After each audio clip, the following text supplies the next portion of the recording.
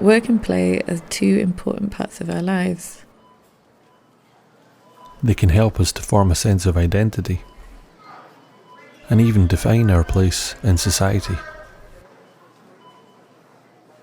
But what do we mean when we say work? And how is it different from play? Is one more important than the other?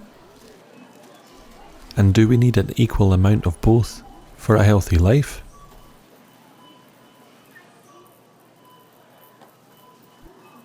Work is a general term that can be used to describe a wide range of activities, but it is predominantly understood as employment. Like work, play can also refer to many different activities, but it is often associated with things we do for pleasure rather than money.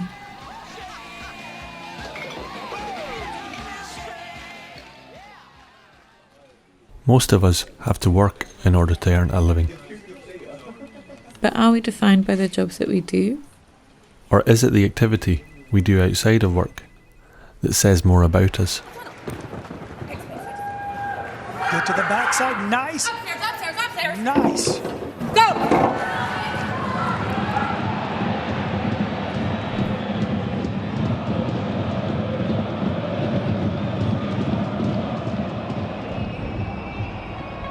Nearly 100 years ago, a prominent economist predicted that in today's society we would only need to work a few hours a day, and that we would be faced with the problem of what to do with all of our newfound leisure time.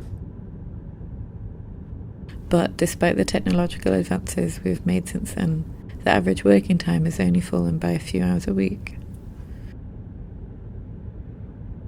Do we have a moral duty to work? Is it how we contribute to society? Is work important for our health and well-being, like food? What happens if we work so much that we have no time for play? Is play an activity that we grow out of as we get older?